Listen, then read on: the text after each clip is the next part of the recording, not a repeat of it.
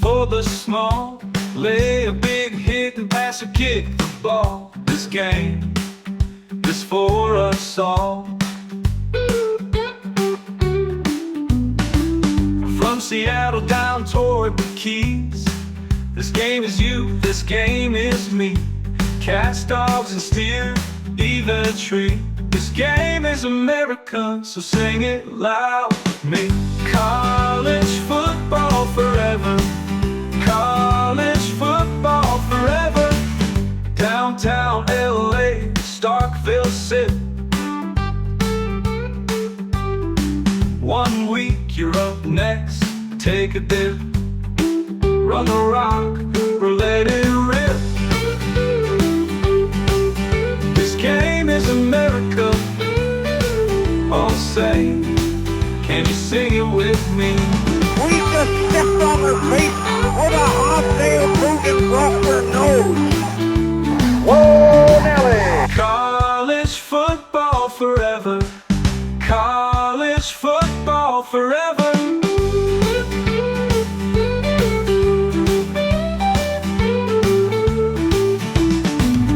College football forever. College football forever.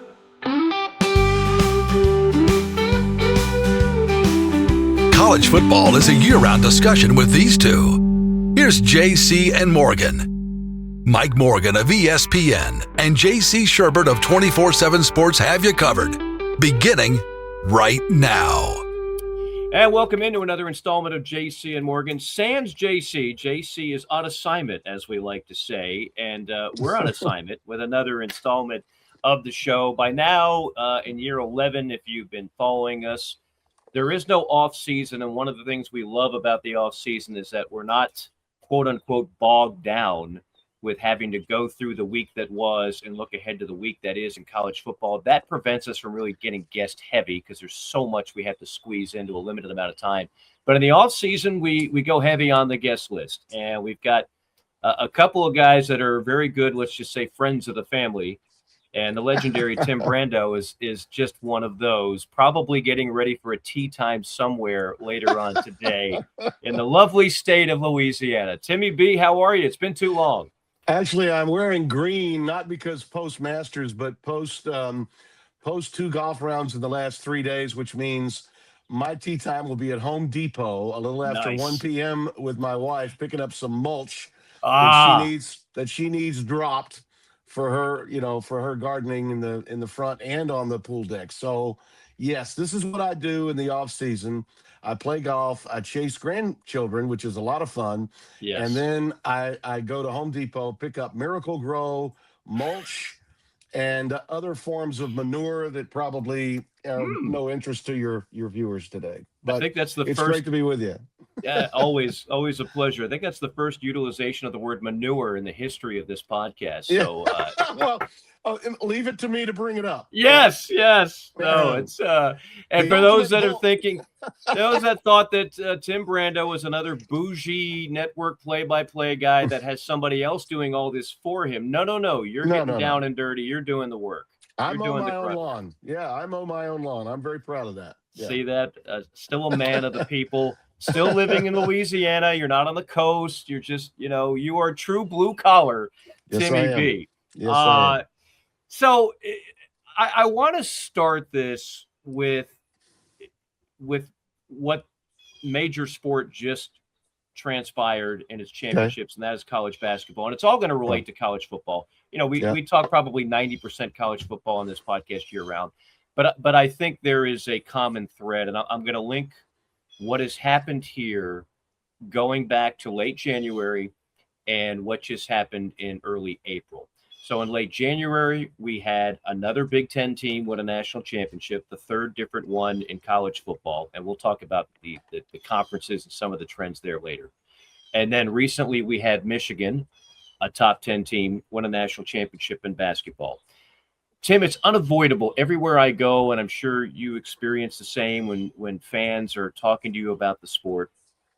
The word money comes up. We're past the point where we're talking about NCAA stuff and whether or not NIL is a good thing or not. I don't care. It's not going anywhere. So that's fine. But I think what people are interested in is whatever school they're a fan of, well, how do we compete? I had a high-ranking SEC administrator talk to me the other day, who I've known for a while.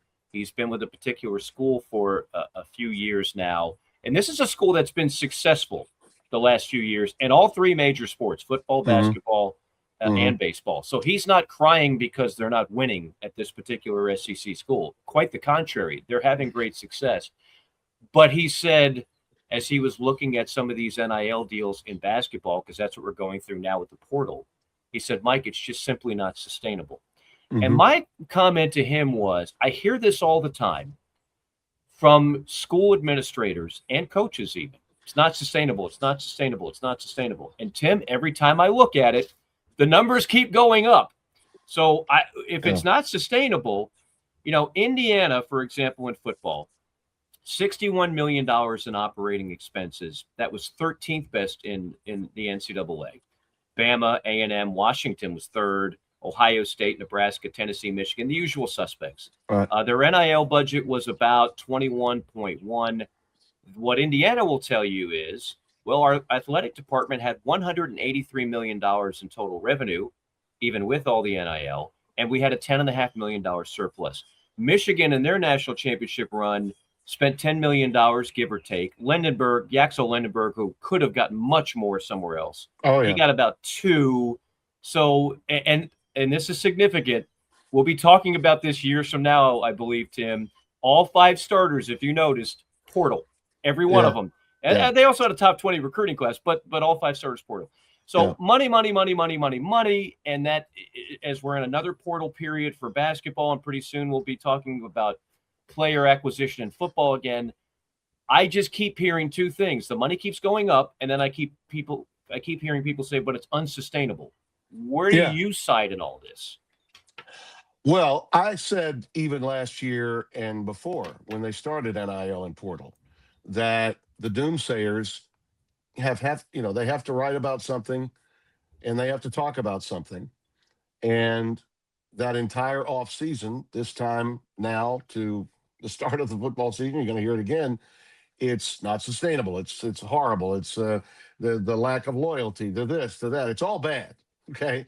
And yet your administrator is talking from, a common sense viewpoint of that athletic administration, that he looks and sees and says, my God, we've got to hit this 20.5 rev share, and we're accruing this money to hit the rev share. But then I see what's going on with NIL and portal, and I'm like, it's unsustainable. It's unsustainable. Well, what's their answer to it? Okay.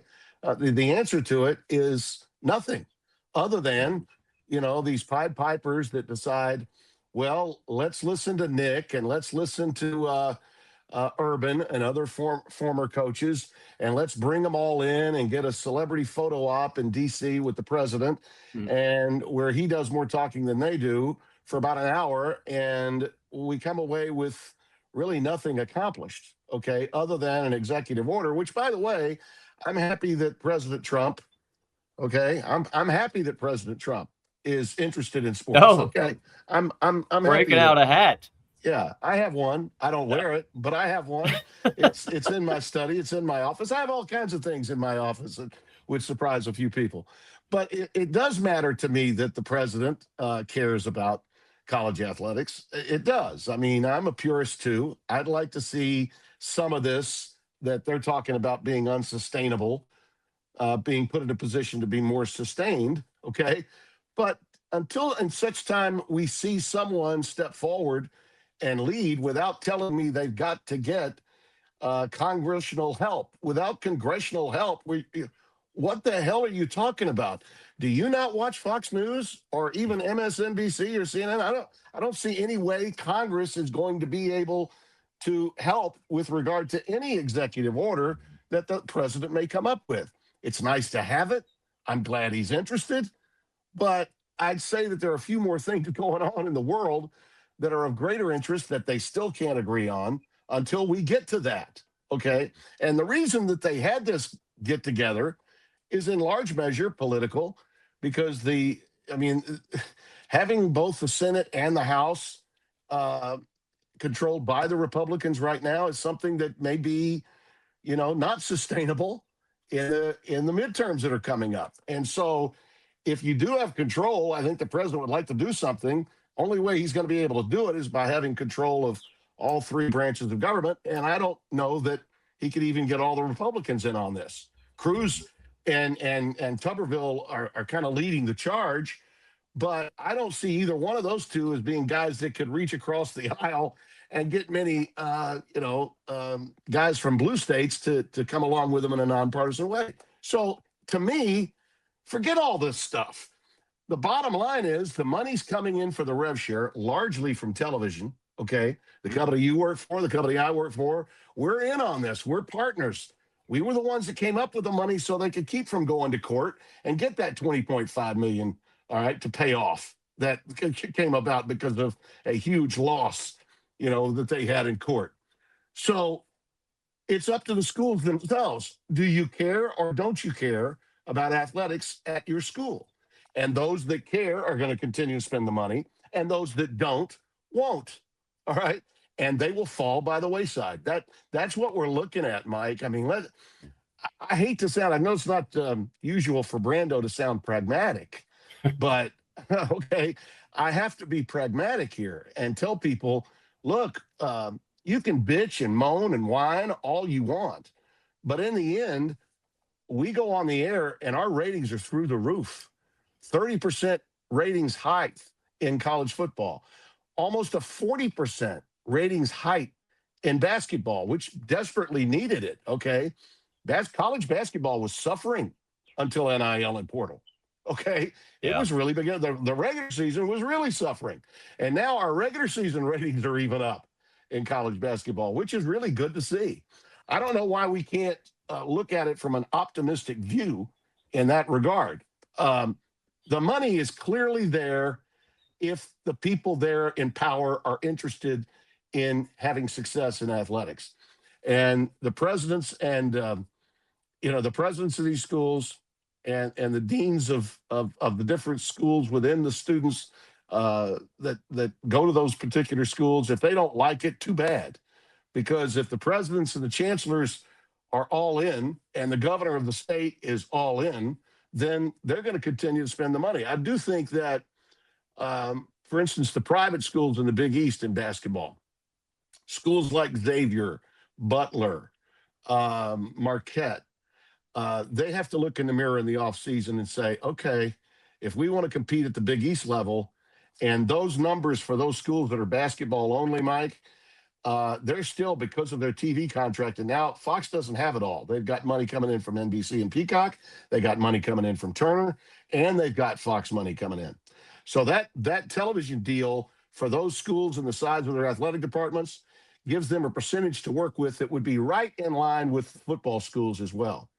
But those Catholic schools, and listen, as a guilty Catholic, I will tell you, whether it's elementary or secondary, I've always found administrations at private Catholic schools to prefer to receive rather than to give. So they better understand that they need to give a little bit more if they want to sustain their programs within the Big East. Repo spending that money with St. John's. Seton Hall answered the bell. You see what Connecticut is able to bring in all the time. And those other schools, I think Pitino had a great line. He told basically the Big East office that they need to implement a rule that says if you're not willing to put at least $10 million in NIL into your budget, then you don't need to be in the Big East anymore. You need to be in the Horizon League or what other conference out there that maybe you came from, because the Big East is about big time. And if you're having a poor record, you're going to hurt Connecticut. You're going to hurt the other teams, St. John's, in terms of their opportunities to get higher seeds. That's what happened to St. John's. It drove down their seeding in the NCAA tournament because the strength of schedule within the conference wasn't as good. Right. And you saw Connecticut, Danny wants to schedule games against Michigan and other teams, non-conference in February, so he can, do what Duke did with Michigan last year, because the same thing happened in the ACC with the Cooper Flag team. That's one of the reasons why they scheduled that game in D.C. at a neutral site in February against Michigan. So, even at those schools at the basketball only level, I think there's some answering that some of those schools have to do in order to compete. But if you don't want to compete in the capitalist society that we are in, then your your athletic department is going to slowly drip, drip, drip, fade away. And that's the situation we find ourselves in. But the sky's not falling by any stretch. And the very people that get mad and scream bloody murder on these things, they're watching in record number. Yeah, we get a couple, quite a bit that chime in on this show about just how disgusted they are by it all, and this is all going to lead to doom, and they don't like when I say this. Oh, they hate it when I say what I just said. Yeah, well, 100%, and they probably think we're just a couple of shills for the TV networks, but we're really not. I mean, the proof is in the pudding. They have these things called ratings. They have these things called ad revenue, and it's never been higher. The popularity of college football has never been higher. College basketball is on a major heater. It went through a down point. Yeah. At the same time, the NBA is going in the tank. College basketball. Well, exactly. And even Major League Baseball ratings, it's regionalized. A Braves fan doesn't spend any time watching Dodgers Mariners. They just don't care. But college football is universally on a given Saturday. Even fans of one school still have an interest. Like, even you watch the tailgating, when you and I are walking up to a press box and going through the tailgaters, they have TVs with other games on that they're still interested in. That is such a beautiful thing. That is how the sport continues to grow and does well. By the way, in interest of fair time, Timmy B will be wearing a Michael Dukakis visor for a couple of minutes later. I think it would be. I didn't vote for him, but I did vote for Clinton in '92. Yeah, that's the last Democrat I voted for. And he did a good job too. By the way, as say you what said, you want about Bill and his machinations away from the White House or in the White House, but he did a pretty damn good job. He did balance the budget, right, with Gingrich. He did. Last time I checked, yes. God bless him. So let me tell you where the money all ties in as well, as we get back to the non-business of all of this, which we love talking about so much. We're in the midst of spring football, although that's kind of dying for a number of reasons. Coaches simply don't have the appetite for a competitive game. They'd rather just go past it. But the Big Ten, as I mentioned, is on a major heater right now. 3 straight national champions in college football, all different schools. They just won a national championship in men's basketball. They just won a national championship in women's basketball. There's some other Olympic sports in there too. A lot of people are going to look at this, Tim, and say, well, yeah, they got a ton of money. And some of the cynics, let's be honest, of the SEC, and a lot of this is just SEC hate. Some of it is maybe there's a little bit to it, but now the bag man, quote unquote, has been diffused because it's all on the up and up. And so the Big Ten now can say, hey, we're in the business of buying players, and look at what we can do when the money changes hands. Your thoughts on all of it, and where does this go? Because I can't see a world where the SEC is, forget about winning a national title, they haven't been in the game the last 3 years. It's hard to believe that trend would continue. Yeah, well, you're right. And I think that right now we're noticing this, this movement from SEC strength to Big Ten strength. But I would warn my friends in the Big Ten, of whom I have many, that it's not necessarily just about that as much as it is the talent wealth being spread out everywhere across the board in college football. That, Cody Copeland's able to put together that incredible amount of money. And by the way, he's a good guy. He's not a bad guy. He's not some oil baron with bad ideas. Now, I don't agree with his public denouncement of your mark with the Friday night game against Houston, that he doesn't want to be played on the 3rd week. I'll get to that in just a second because I want to answer your question. But he does suffer, I think, of the same provincialism that a lot of donors might suffer from. Okay. But But when you see what Texas Tech did, when you understand that Indiana went from the losingest program in Division I college football history to a national championship within a 2-year period, and the foundation of that was bringing a bunch of 1AA/FCS players like 40 plus from James Madison that had won titles to be the foundation of your program. Look at what Signetti was able to tap into and change the complexion of how you put together an organization and a program in college football. That should be, a yellow, at the very least, yellow, maybe red flag to all of the so-called blue bloods in college football. If this really pisses you off, Georgia or Bama or LSU or over in the Big Ten, Michigan, Ohio State, over out west, if this pisses off USC, too damn bad. You're not as blue as you thought you were, okay? Mm-hmm. You're not, because these other schools now are able to prove how badly they want it. And this is where I think fan participation, this is where the fans need to understand, if your money people care that deeply, I don't think that's a bad thing. I think that's a good thing. You should be proud of that. You should be waving flags for all the donors, okay, that have come your way. All right, that have said, okay, we're going to keep this guy in Michigan, and we're going to, I don't care if it's Portnoy that's doing it or whoever else that wants to do it. We're going to pay this kid, keep him here so he doesn't go down to the SEC. Hey, that's a wonderful thing, but that doesn't mean the Big Ten is going to dominate the way the SEC did over a 12, 13-year span like we saw in the late 90s all the way through, say, 2014 or so. 2016, really. If you think about that domination, when at one point we had, and I was working at CBS at that time, the SEC on CBS thing really kind of took over college football, both in viewership and in championships. 4 national champions in a 7-year span that were from different teams, different schools. It wasn't just Bama. Now, Bama was the lead pony in this, show horse situation, but it didn't keep Urban from winning 2. It didn't keep LSU from winning 1. And, and other teams stepped up and won national championships. Auburn got 1. Mm-hmm. So we were talking 4 teams in a 7-year span and a run of teams in the national championship that lasted all the way up until Auburn's loss to Florida State, when Jameis Winston got that national title and broke the streak.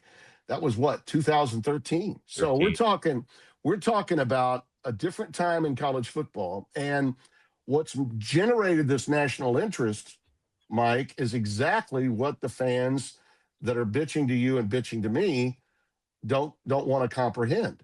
What's fueled it is we don't know, and I can't tell you in June the top 4 teams in the country and be right on 3 of them every year. Mm-hmm. Back in those days, I could tell you, the Rust Belt, the Sun Belt, that this is where the champion was coming from every stinking year. We can't do that anymore, and we can't because that talent pool has now been spread out all over the country, whether it's portal talent or recruiting talent. So that's what's made as long as the game is more competitive on a national level, and the 12-team format did not hurt the regular season. It enhanced the regular season. All the things I was talking about with regard to the playoff and that we needed to expand it, that everybody said would harm the game. It would ruin the regular. It's not done that at all. And this time a year ago or so, when Tony Petitti floated the idea of 24, do you remember the reaction? It was like, oh my God, how dare he? My God. Well, now it's being discussed. Now it's really being discussed. There's a real thought process that maybe, because expansion of the playoff only enhances the interest. And 16, I think, is the perfect number. I'm not in a hurry to go to 24. Yeah. I'm not in a hurry to go to 24. But, Mike, I'm telling you, 24 may be down the road, even if it's not here now. The fact is, the opportunity to make more money, that's the deal. The presidents will listen anytime, these presidents and chancellors, they will listen anytime there's more moolah involved because they have an insatiable appetite for revenue. That's the one thing that will get their attention. But the bottom line is the games that I'm doing in late October and November that you may be doing in late October and November mean a hell of a lot more now Oh, than no they did when question. we only had 4 No, teams. you They know mean a lot more. yeah, and look, we've had people on this show that I respect, that I vehemently disagreed with, that were, well, some of them were so out of left field that they said it's just not as good as it was with the BCS, and I'm like, are you insane? Yeah. And then others said, well, if you expand past 4, it's going to be to the detriment of the sport. And clearly, they've all been wrong. And to some Yeah. of their credit, some of them have come out and admitted I was Yeah. wrong. It's Yeah. we all are wrong from time to time. It's okay to say that. Yeah. Now, that being said, I'm going to hold firm on 16. I don't want to go to 24. I got you. I got Yeah, you. that's just me. And I understand. But my point is, whether you like it or not, or whether I like it or Oh, I not, know. Well, look, the thought process that Petiti has, yes, that Tony has, that was just admonished by so many people.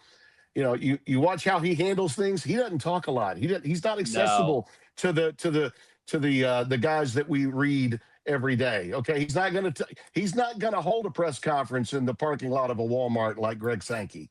Okay, he's not gonna do that. But over time, okay, some of what he has in mind that's progressive starts to the people that matter really start to listen, and they say, oh my God, there's another revenue stream. It's about creating, for him, it's about creating greater interest and more revenue streams. All right, I know, I worked for the man for 9 years, and he was the guy that created, and by the way, he and I had missed some conversations about it when I first went to CBS, and he came in as executive producer to replace Terry Ewert, who was a Southern guy, Ole Miss grad. I was concerned because I remember he was an old ABC Sports programmer, and I had just absolutely been critically panning the BCS from its very beginning. You remember all that? Oh yeah. And he was the creator of it. He and Roy Kramer came up with that. So he's always been a college football guy. I mean, he's not some, Northeastern Ivy League dude that only cares about money and doesn't care about. He loves college football. If he had had his way, Keith Jackson would have spent the remaining time of his career at CBS. He wanted to hire him at CBS before Vern got the job. He did. He made a significant run to get Keith to come. Keith chose not to. And then when Sean McDonough's contract was not renewed because we lost baseball at CBS, Vern was moved to the SEC, which extended his career, I think, by at least 10 years. He's talked about that. But I think my point to you is, you're listening to people, and I'm listening to people where we live. We're both Southerners, and the people in the South are pissed. They are so pissed that they've lost their domination of the sport. And I get it. I understand it. But we were trying to tell you a few years ago that college football wasn't as big as you thought it was nationally. And now, Mike, you and I are talking about ratings. We're talking about greater revenues and the dependence on television for them to hit that $20.5 million number at every school at the Division I, FBS level. To get to that number for those conferences that agreed to that number in that settlement that they had, they need us. They need television. They're desperate to keep it and to keep growing from it. And fans don't like that. They hate hearing it. We move the time of the games every week. We'll move a day of a game, like the situation at Texas Tech. Do you realize, I tried to point this out. I was on Dan Dockett's show earlier this week, and I said, Cody's a great guy. I love him, but he needs to take one for the team. Do you realize that Texas Tech, when you say you don't want to play on Friday, guess what you're going to be facing on Saturday for competition if you're on at 3:30 Eastern, 2:30 Central on Fox? You're facing LSU and Ole Miss in the SEC and countless other games that CBS and NBC have in the Big Ten with monstrous programs. And that's the other thing. The Blue Bloods still get the biggest numbers. Ohio State, Michigan, those teams are going to be on. And Texas Tech, even with their resurgence, and even with their ranking, they'll get 1/3 the audience on a Saturday that they would get on a Friday. Sure, if you can get in an isolated window. This is man, this is the Egg Bowl. Friday games. The Egg Bowl figured this out years ago, Mhm. playing on Thanksgiving with Mississippi, Ole Miss, and Mississippi State. And then they Yeah. kind of moved it around to Friday, and now we're Right. dancing. We got a bunch of games that go on Thursday and Friday around Thanksgiving because Absolutely. Yep. schools figured it out. Like, Yep. we're going to have such a bigger audience. And some people might say, yeah, Mike and Tim, but who cares about the ratings? Well, so much of this is brand recognition. And Sure if you it want to is. talk about how that equals dollars, it does equal dollars and recruits, and dollars equals buying more players. It's all linked in together. Sure And is. You want as many eyeballs as you can get, not because you're concerned about the TV executives at Fox or CBS or ESPN, Right. but because it ultimately leads to more money for player acquisition. And that's Correct. what everybody is fighting Correct. right now. I will say one other thing on the 24 versus 16, and for those that have kind of been not following this in the midst of everything else, the two guys that run the sport, Sankey and Petitti, Sankey wants 16, Petitti wants 24. And much like Congress, we can't move. We're stuck in a 12-team quagmire unless those two ever agree on anything, Well, right? I think, and here's what's going to happen, Mike, and, mark it down, put this in your archives because you might be bringing it back on your podcast with JC in the future, okay? For us to get past this impasse, all right, Tony's fine with 16. He just wants guarantees that 4 or 5 years in, we go to 24. Right. And if he can get that from Sankey, then we'll get to 16. And that isn't to say that you definitely go to 24 when it happens. You don't know. We have to see what the viewer habits are. We have to understand what's going on. But I think in the world we live in today, in the here and now, those two guys do have to do something, okay, to come to grips with all this, because the other commissioners are waiting for their lead to take place. Sure. And those two need to do it. And you know what? I still believe that they talk a lot more than a lot of the media believes. I think a lot of them, and they throw little shots over the bow at one another just to spark some controversy. And I think they actually joke about it privately. I really do. Yeah, neither one of them's going to on. back down, and there's a mutual respect. I don't think the gentleman that held that post at the Big Ten previously, I don't know if he had the same respect as Petitti does. Certainly, I think he was an NFL guy. We all know that. Right. Whereas Greg and Petitti look at each other, it's like two strong world leaders. Like, I respect you. We're not going to agree on everything, and we're going to go to battle on some stuff. But there is a mutual respect there. While we're talking about money, let me pay a few bills. We are powered by Advocare, advocare.com. I take my Spark every morning. I recommend this. This is better than coffee, no sugar. If you're working out, you get the rehydrate. This would be good for you, Timmy B, on the golf course. Gatorade's got all that sugar. Get some rehydrate in you. And even if you want to stay healthy, your gut health. Beautiful. We all have to worry about gut health these days. Get some of this. This has got all that kombucha. Yeah. And it tastes good, doesn't it? You came with props today. I came with props today. You have hats. I have health products. We're all trying to improve society as only we can on this show. The calendar. I was reading the last few days, and I've said this now for years. The week 0 is going to become the new week 1. There's more and more push to that. Right now, you need kind of a waiver. We need to move it back. We need to move it back even further. We need to move it back two weeks further. Well, I would be for that. Absolutely. Now, everything when it comes to this stuff moves at a glacial pace. Yeah. But I think at bare minimum, the week 0 that we now see, which rarely has many good matchups, usually one or two that are watchable and some that are just like, okay. Yeah. I think that becomes the new week 1. Then we have a standardized 14. This year we only have one bye week. Standardized 14-week schedule with 2 byes, 12 games. You see, I have Allegiant Stadium behind me. That's not an homage to the Raiders. That's where the national championship game is this year on January the 25th, 2027. And too late. God, and that's the complaint. The calendar.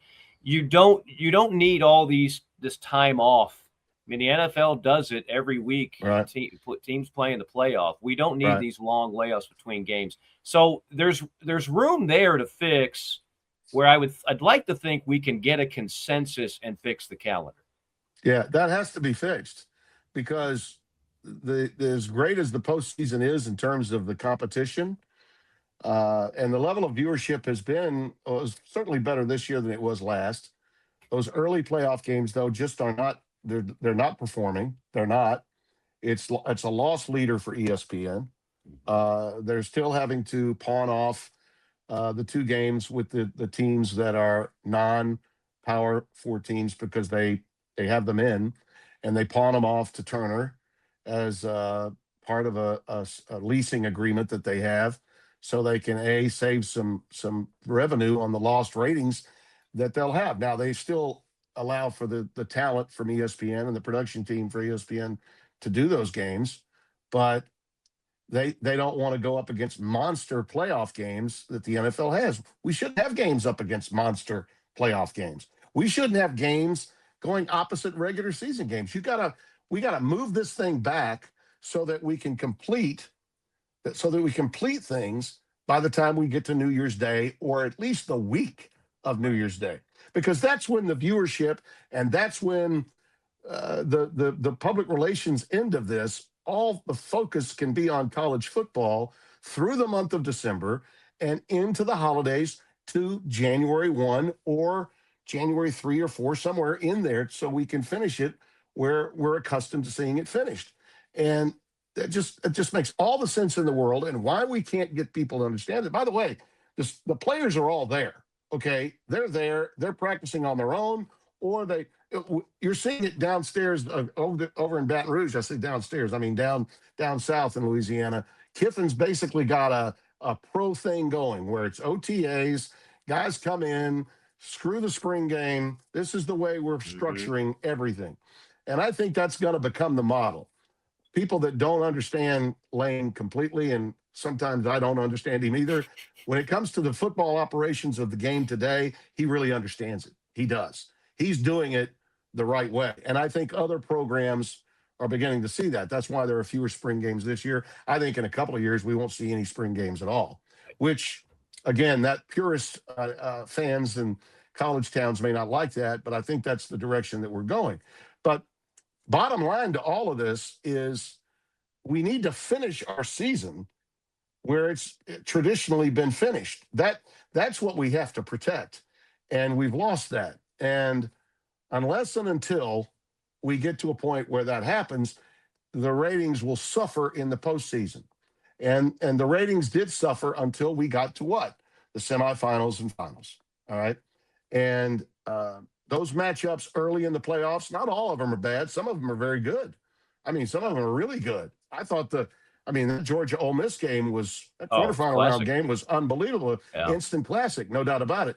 But we have to have it at a time when more eyeballs are there. And listen, casual football fans still make up that ratings boost that college football gets, and we lose them when we're playing games opposite the NFL. You can't beat the NFL. You and I already talked about the explosion of ratings in college football. It's never been more watched, but you're never going to beat the NFL. So just stay out of that lane. It's just it's counterproductive to do that.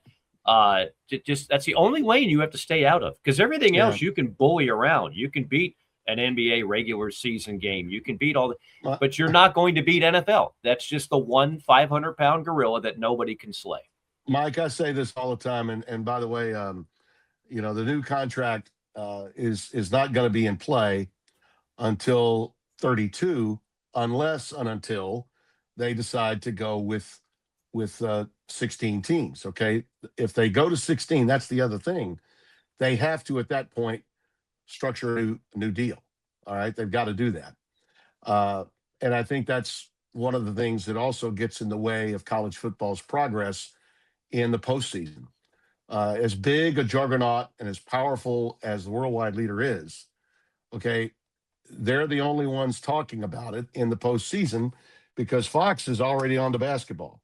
CBS is gone from it too. NBC is gone from it. So there's no buzz around the sport unless it's from ESPN. And ESPN as well as anybody, they're going to still talk more about the NFL during the day than they're going to talk about college football. Yes. That's just what it is. It is That what is it is. just what it is. So I just signed a new deal with Fox, and I'm going to be around for 3 more years. Good for you. And I'm really happy about it. Well Excited done, about Fox. Let's give Fox some credit for that. Indeed. They've been a true blessing for me. But when I'm discussing these matters, it's not, trust me, I've got no dog in the hunt. All right. I'll be 73 at the conclusion of my contract. Okay. I just turned 70 last year. I'm happy about that. And when I get to 73, if I feel like I can do it and I haven't slipped, my game is still there, I might continue to do it. I don't know.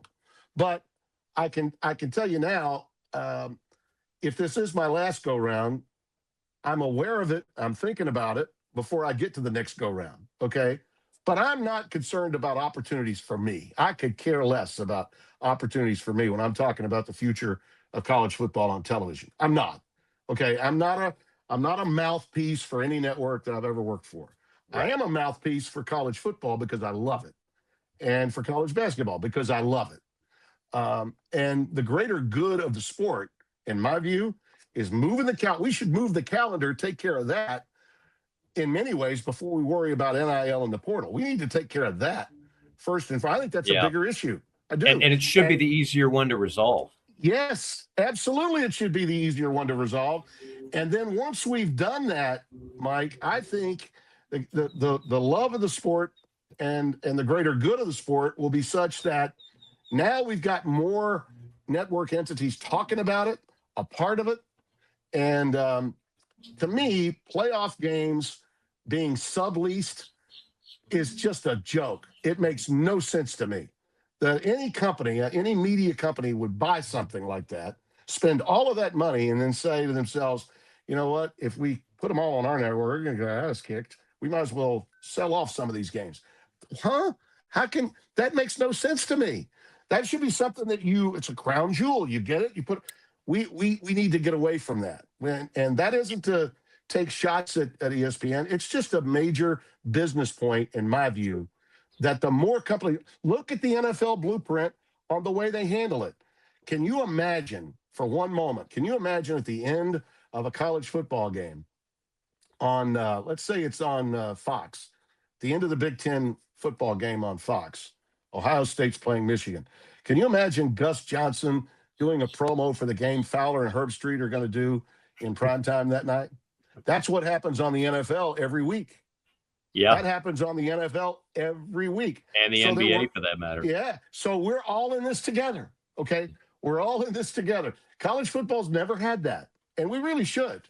We really should. Let me ask you, because you've hit on something, and I know this is not necessarily the direction you were going, but one of the things many people love about you, going back to when you did your talk show, going back to when you did studio, you have always been a guy who looks out for the so-called little guy, for the program. It's not only just not a blue blood, but not in a power conference. So we had two this year, and honestly, they were not very competitive games. I've said I'm all for the one Group 5 getting a shot. I like to appeal that, although I'd really like to see a Group 5 playoff. I think that would be that'd be something that there's a market for that. It would be good for those schools to get extra cash. But beside that, we had another Sweet 16. We've had 2 in a row in basketball, not a single mid-major. Upsets all happen early. They don't happen late. In college football, a lot of quirky things had to happen to get 2 Group 5 teams in. Yeah.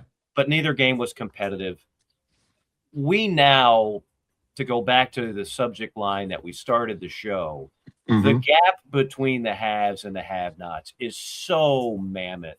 Oh, yeah. So it is. we know TV does not have a problem with that, because to go back to one of your points, the big brands equal the big ratings.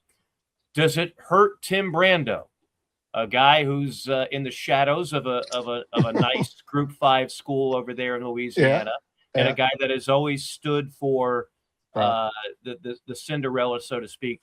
Do you think college athletics in the sport of football and basketball is taking a hit based on that trend? I think that the so-called Cinderella, not necessarily Cinderella, but maybe the We can say maybe the blue bloods no longer control the blue blood. It doesn't bother me nearly as much that we have haves and have-nots when I see in Indiana a Power But they have Five or money. Power Four school. They have money. Yeah, Right. they got Big Ten money, So and we can't call them a they got have-not. donors. Can't call them a have-not, but you know what? They're not a blue blood. Correct. And until the week of the Alabama game, I kept telling their fans, "You're going to get your ass kicked." None of them believed me. None of them believed me. And by the way, they did get their ass kicked, did they not? There's no doubt about it. 38-3, something in that neighborhood. So that has, in my view, from my point of view, we've now leveled the playing field. So what the little guy used to be really is not the same thing. The game it's been transformed now. We've moved to another level. It's like Greg Burns said, we don't need an SEC championship game anymore. It's outdated. We've got 9 games. We need to do this. I thought that took a lot of courage for Greg to say that. Do you agree I with don't him? know. Yeah, I do. Yeah. Maybe not. It's not going to happen overnight. It's not going to happen right now. Yeah. But I do believe it is eventually going to happen. Yeah. I'm glad to see an athletic director of his ilk. I have a lot of respect for Greg. Yeah. Okay. If he says something that I don't like, I'll certainly tell him this was something I really did like. And I thought it resonated in the SEC office because I said this too. It resonated. When the Alabama AD says something, people it listen. Matters. When a lot of ADs say something, nobody gives a crap. It matters. When the Alabama AD does. Now, some could play devil's advocate and say, well, if you beat up on Georgia the way Georgia beat up on you in Atlanta, would you have the same take, right? Yeah. I mean, we can look at that a number of ways. That's a fan viewpoint. I'm just saying we have to accept the evolution of the sport. Right. All right. And that's part of it. Now, to your point about the FCS schools, what we do there. The Group 5, not even FCS. Yeah, I'm talking Group 5. Yeah, Group of 5. I mean, I'm sorry, I misspoke. That's all right. The Group of 5 teams getting one spot. I think in order for them to adopt, especially the advancement to 16, the only way they're going to get that done is by allowing a Group of 5 in. That's the only way. And that isn't to say that a Group of 5 one day can't get it done. I think Boise State. I mean, they really had a shot in that Penn State game. They just kind of screwed the pooch. It didn't happen.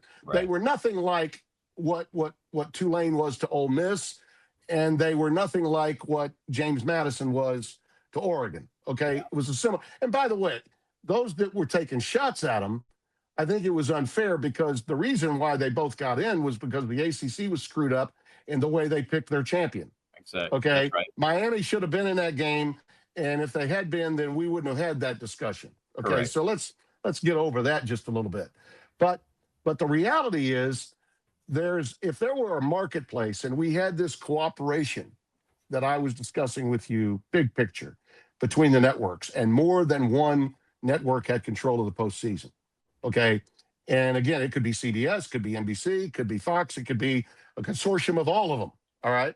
But if we had that kind of cooperation going on with the media, the sports media that's invested in college football, and we could find a way to have a 4-team or an 8-team Group of 5 college football playoff. That might work, and it might actually help those schools. And because people have an insatiable appetite for college football, it could become to college football, right? What the Crown for us at Fox has become to the NCAA tournament. That, okay, we got nothing but Power 5 teams playing in this thing. And last year, Nebraska won it. This year, they're a Sweet 16 team. This year, Oklahoma was in it, but West Virginia came out of nowhere, beat them. Maybe and then you follow them and you watch them the next year. That can be good for a sport. I think it's been good for college basketball. Yeah, I think the NIT is nearing its end. And if anything else, it's just a mid-major only tournament now.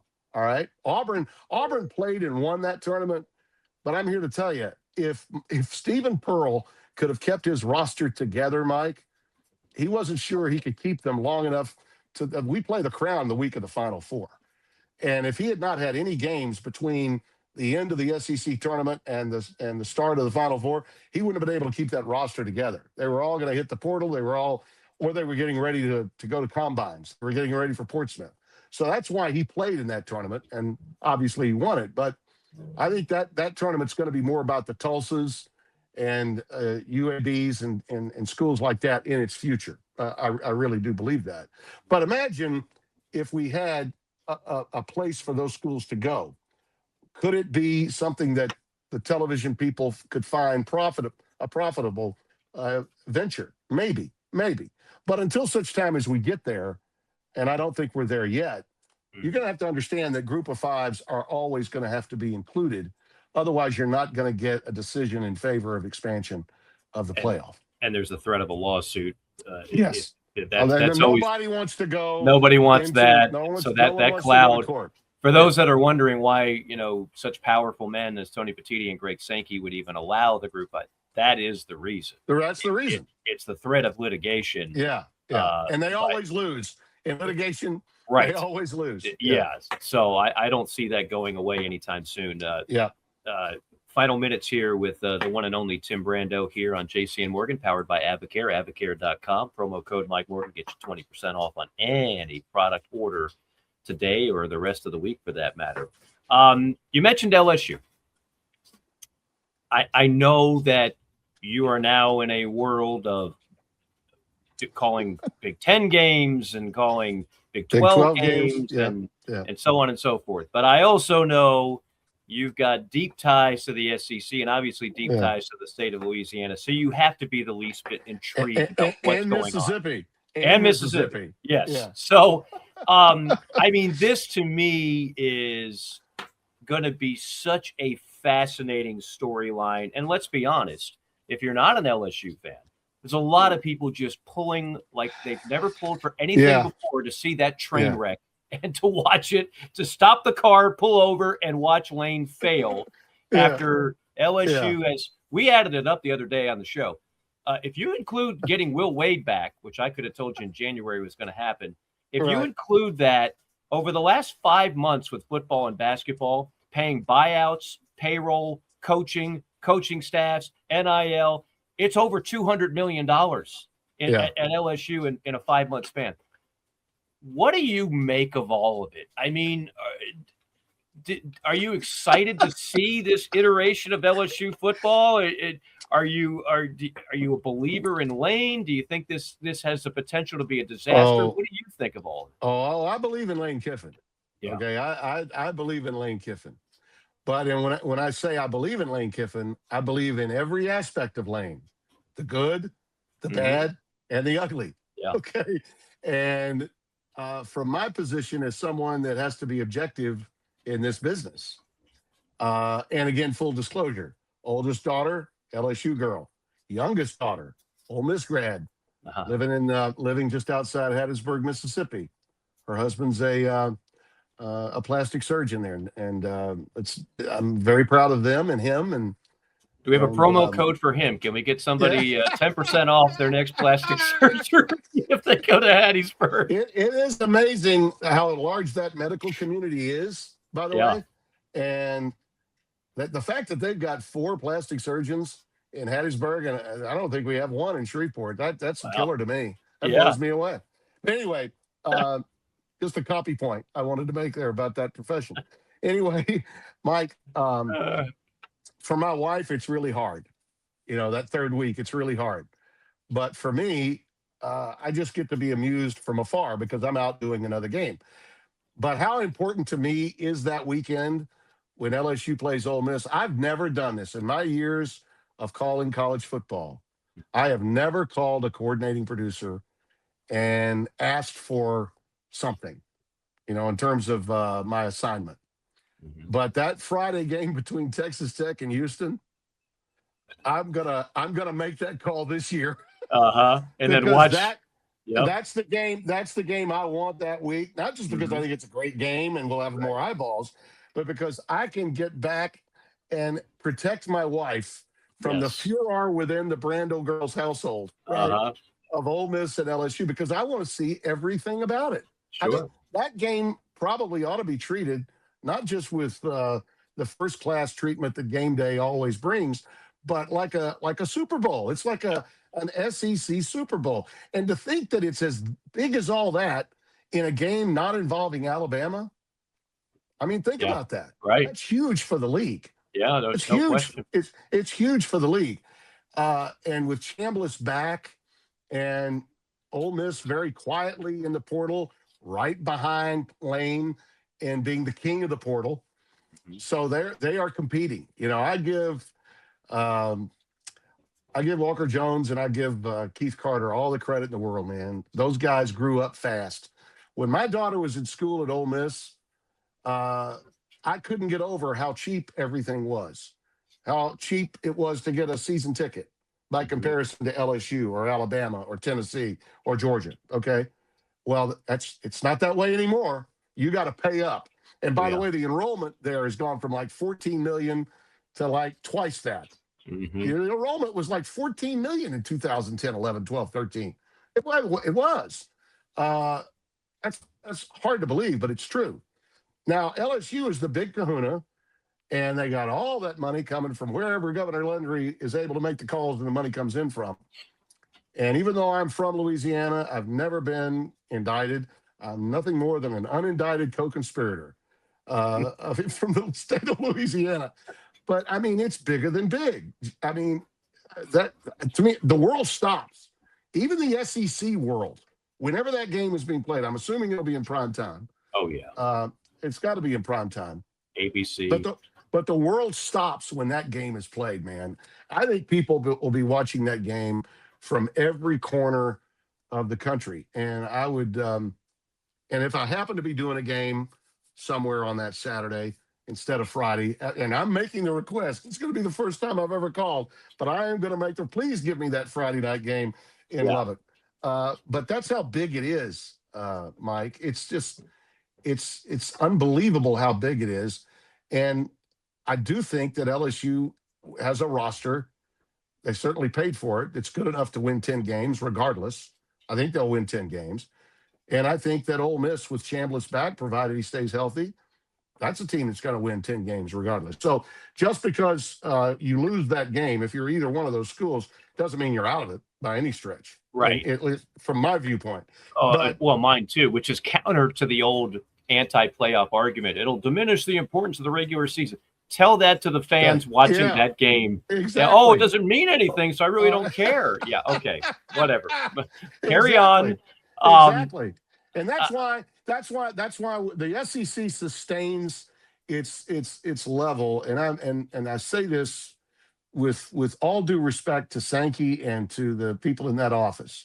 Even without the championships that the fans covet so richly, okay, the SEC still is the kingpin from a public relations standpoint. It creates more in its offseason to get people ready to go. Part of it is the incestuous nature of the sport, the fact that, you know what, we're going to go get that guy and we're going to get him committed before the season's even over. I mean, what Lane did to Ole Miss, I think it is unconscionable to even consider that he would have done that. Only Lane. But only in the SEC would that happen too. Well, only probably in the SEC would that happen, Mike. And that's why the SEC is different. That's why when they say it just means more, they're right. I've never disputed that the it just means more thing wasn't legit. I mean, it's always been that way. And without that league and my affiliation with it over a 30-year span, I wouldn't be where I am today. So yeah, no, you and me both. And look, men typically don't watch soap operas. No offense to somebody tuning in that's like a big All My Children fan, but our drama, in a lot of ways, is that that's our soap opera. I remember going to an SEC media days and Phil Fulmer being handed a subpoena because of that Alabama. It's just like random. It's only in the SEC, and that's that's how Paul Feinbaum gets 4 hours of content a day. Yeah. The other thing I think is interesting too. Chuck Oliver does a great job covering college football in Atlanta. We had him on a couple weeks ago. He's got an interesting take, and I kind of agree with this right now. There's no disputing the Big Ten is on a heater. Okay. I could make a strong argument, as he does. The SEC is still a deeper league, 1 through 16. But that doesn't mean anything in terms of winning a championship. In fact, his point is that actually can hurt you. Yep. It's an easier thing to win it, and I'm taking nothing, absolutely nothing away from Indiana. I love the Indiana story. I am Yep. I am Team Who wouldn't? Signetti. Who wouldn't? I absolutely.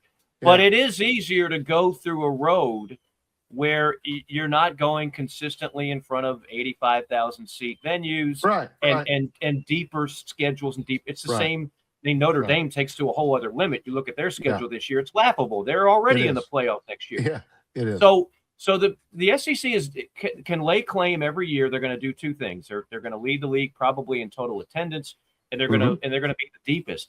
But that doesn't mean that they're going to have a championship, a champion. And so the SEC might be deeper the next 5 years. Guess what? The Big Ten could have 4 out of the next 5 national champions. We just there's no advantage to being the deepest league in terms of producing the team that wins it all. Correct. And by the way, the Big Ten in and of itself, in the time that I've been covering it, I went to Fox in 2014. It's hard to believe, isn't it? I'm about to start my 13th year at Fox. That is crazy. It blows me away that I've been there that long now. But we got the Big Ten in 2016. That's when the contract came over to Fox. So I was 2 years in. In that time, I've seen the level of play and players increase exponentially. It's not just Michigan. When I hear a Southern fan, whether it's on a web show or if it's on Paul's show, I only have to play 2 games. Sorry, no, you're not watching. Those other teams are really, really good. Okay, Illinois is really, really good. And by the way, I picked Illinois last year to be the Indiana of 2026. I thought Illinois with Altmaier was going to be the difference.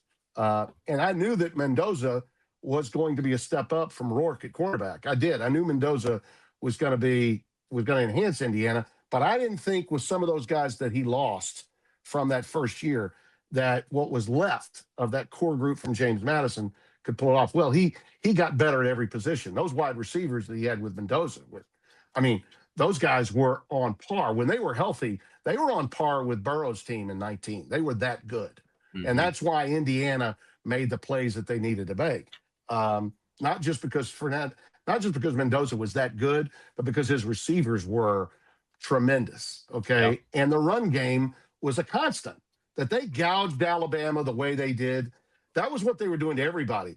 Until when they blew out Illinois, I want to say that was week 3 or week 4 of the regular season last year. That really got my attention because I thought Illinois physically was the better team as long as they were healthy. When that happened, and by the way, Illinois didn't tank it the rest of the year. They still had a good season. But those teams are improving outside of Ann Arbor, Columbus, Ohio, and Champaign-Urbana and Bloomington. There are other teams that are really getting better. The fact that Minnesota can go out and consistently win 8 games in a blue state with no real NIL support, that guy just goes out and wins. He's a hell of a coach. The row the boat guy knows what he's doing. Nobody's making fun of row the boat anymore. If they could get their state, if he could get his state together, maybe he could even win 10 games. But it's hard to do in a blue state like that. But the bottom line to your point is that the SEC is still going to generate interest in college football, and particularly in the offseason, in a manner that no other league can. Yeah. And I respect the hell out of that.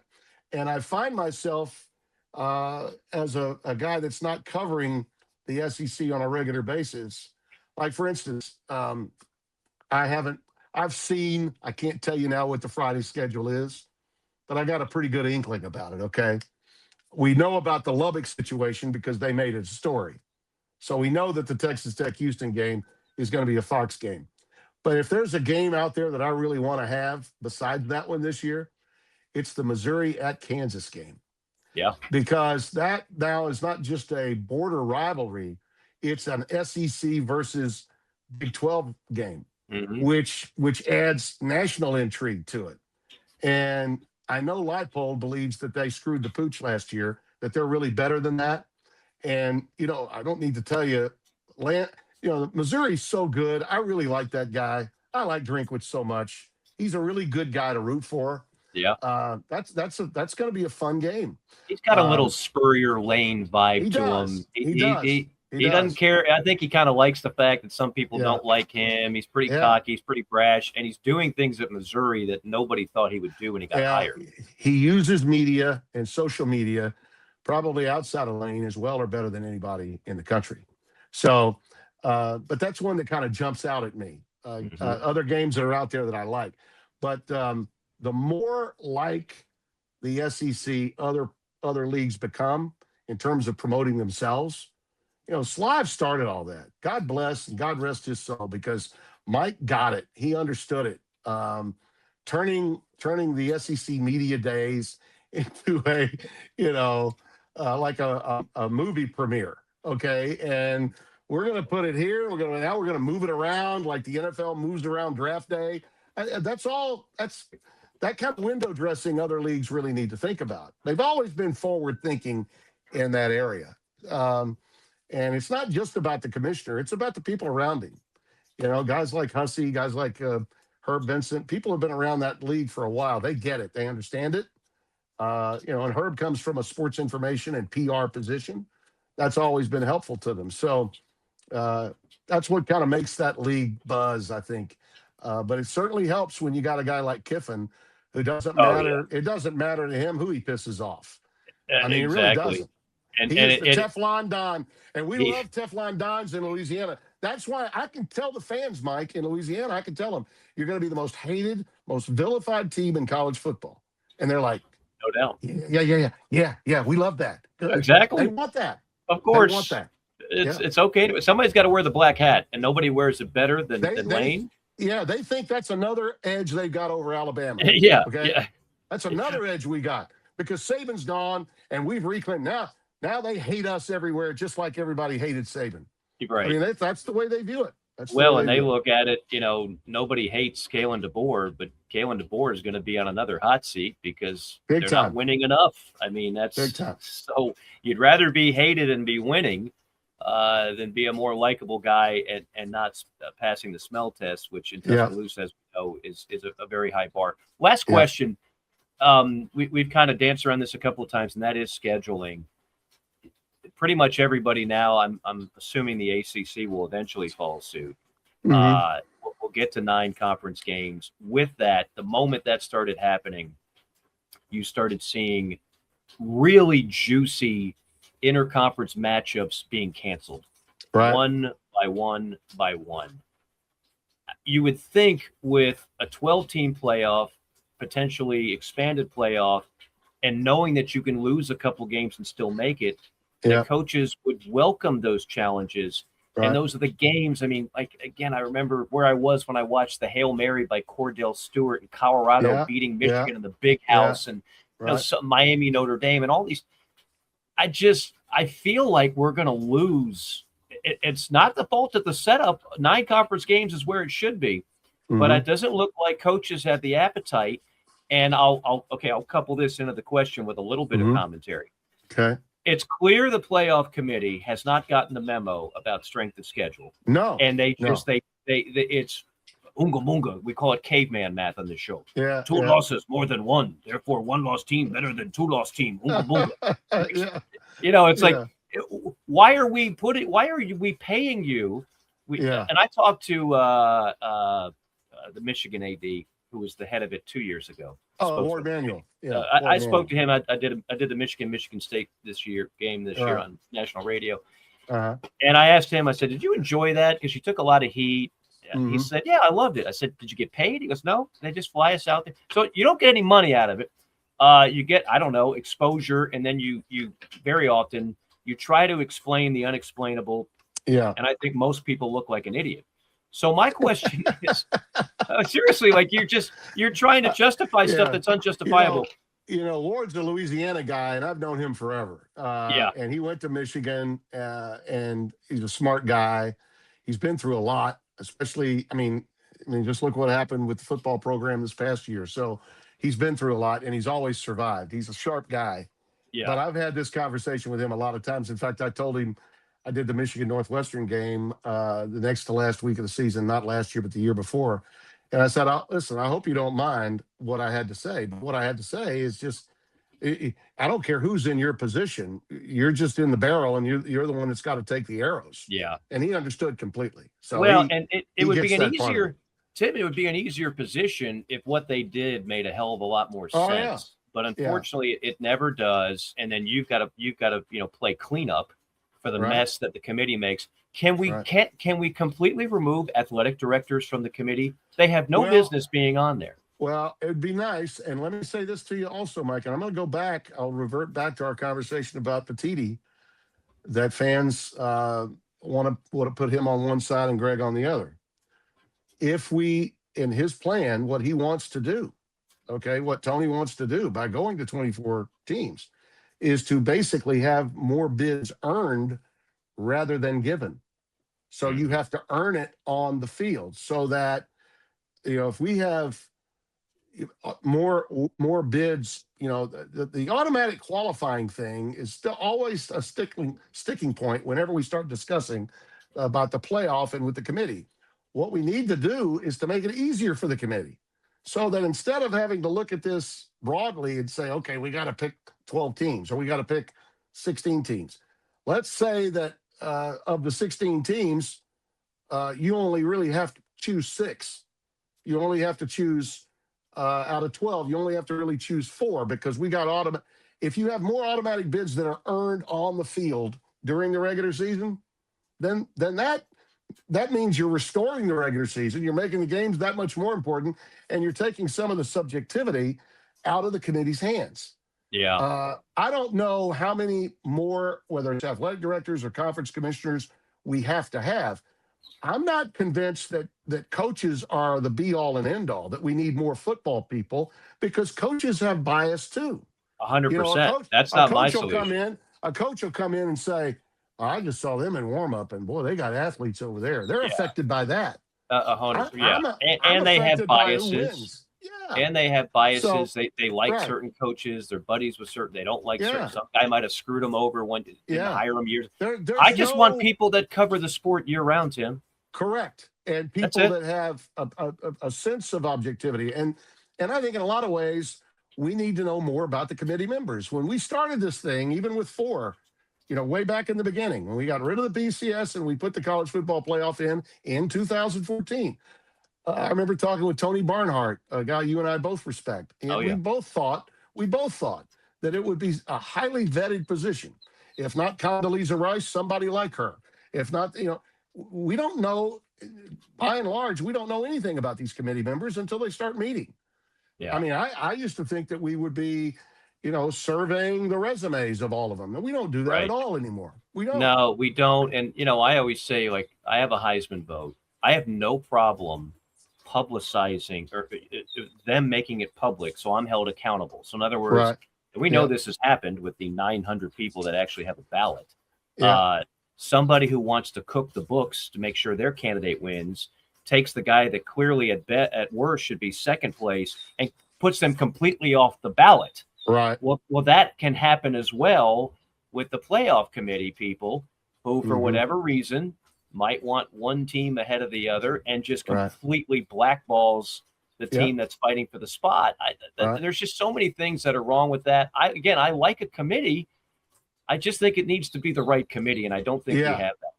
And we don't need to have so many. Let's get the right.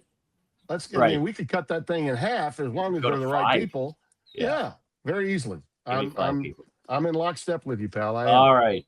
Tim, I can't thank you enough. It's always great when we chop it up. We're not going to – I mentioned the national championship game is in 9 months. We're not going to wait 9 months to have you back on. Let's put it that way. Thanks. Well, I'll be happy to come back as we get closer to the season. Yes. Let's do something as we get closer to college football getting started. I'd love to do that. Let's definitely do it. Keep hitting them straight. Hey, I got a blast from the past. You're an old Braves guy. Yeah. You love the Bravos. Sure. I got an old shot that I was going through my office, and I said, I don't have this on my wall. I got to get this on my wall. I've had this for a while. And people forget that I did the Braves for 3 years between 94 and 96. A great time to be doing them, by the way. No doubt. How about this blast from the past? Ernie Sr. Ernie Sr. Yeah. On Sports South back in the day. Yeah, look at you. I mean, that's a good looking man. That's a Yeah, good looking. What are you, like 28 in that picture, for crying out loud? No, that would have been 94. That picture was actually taken in 96 because I had the World Series ring on. So I would have been 40 years old. That was How 30 about years that? ago. And That was living the 30 years dream. ago at Sports South. And What was once known as Sports South before Turner let go of it, before it became Fox Sports South. And now it's Braves Vision. So everything continues to change. Bye regional cables. Bye now. Yeah. That's a whole other topic of discussion. Tim, always a pleasure, my friend. Thank you so much. Enjoy the rest of the summer, and we'll be talking to you again soon. All right, give my love to JC, will you? Definitely will. Okay. He's here in spirit, as he always is. Buddy. You got great Tim Brando joining us here on another installment of JC and Morgan. Again, we are powered by Advocare, advocare.com. Get yourself a 20% discount, promo code Mike Morgan. For our producer, the Bulldog, Bill Moenex, and for JC on assignment. We'll be back with you next week on another installment of JC and Morgan.